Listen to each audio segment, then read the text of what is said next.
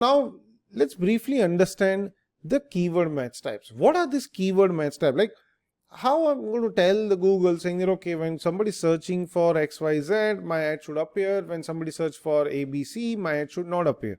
Obviously, the keyword which you are targeting, your ads will appear. But a lot of time, how the user is going to put the search query, you don't really know, right? So in that case, Google has made it easy in terms of bifurcating into different parameters. So when you enter your query basis on the keyword you enter, the keyword match will follow the following. So keyword match will follow these 5 things when it comes to Google search. So from an advertiser perspective, there are these 5 keywords which we need to, parameters which you need to follow, which is broad, modified broad, phrase, and then obviously exact and negative. So these are the kind of stuff which you need to follow when you are, so basically how you tell Google. I'm going to explain in the next slide also as to how exactly Google will read it.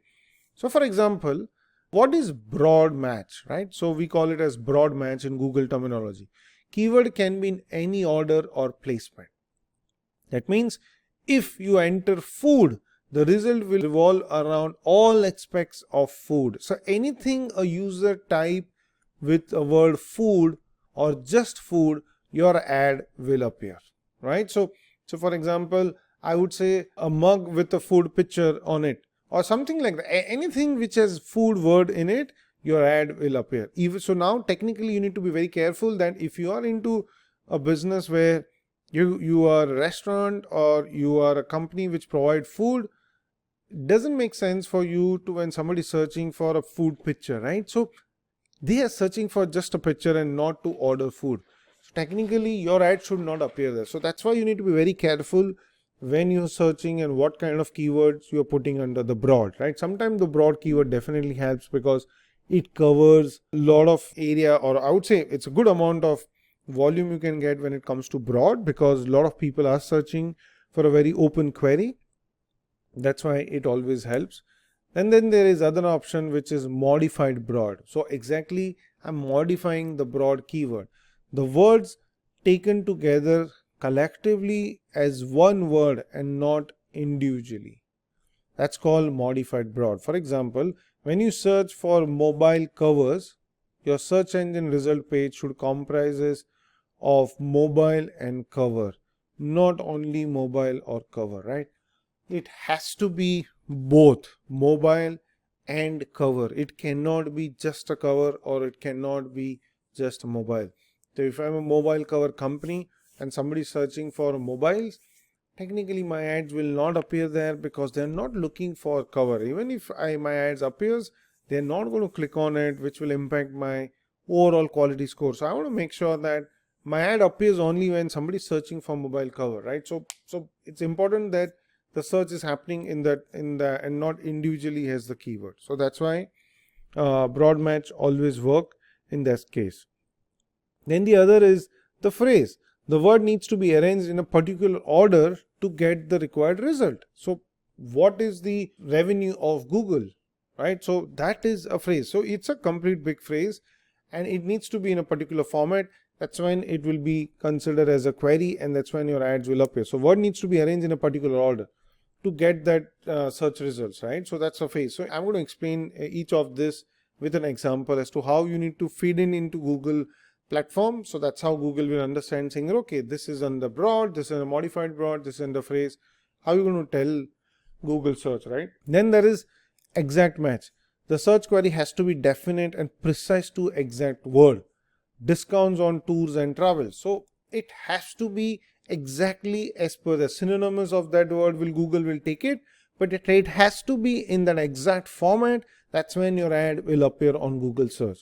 If it is not in that format, if user is just searching discounts or coupons or something, then ads will not appear. Discounts on tours and travels, right? So somebody is traveling and they're looking for discounted tours and traveling rates.